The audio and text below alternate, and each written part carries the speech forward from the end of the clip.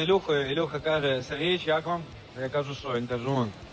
Я кажу, ну, а він каже, крило самольота. І реально, дивіться, яка балочка, да? І це, друзі, балочка нашого ангару. Ось ми будемо ось такий будувати ангар. І у нас такі ангари будуть різних розмірів, різної висоти. Тому якщо вам потрібен склад ангар, ви просто кажете розмір, да, вибираєте з нашої специфікації, ми вам виготовляємо ось такий склад і відправляємо до вас. Ви можете як самі його зібрати, так і ми можемо приїхати зібрати вам на шеф-монтаж.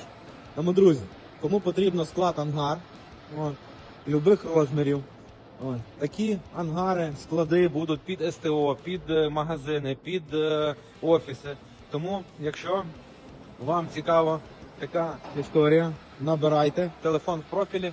Ми з радістю вам виготовимо такі металоконструкції і відправимо до вас. І ви хочете самі зберете, хочете ми приїдемо, вам зберемо склад. Телефон в профілі набирайте.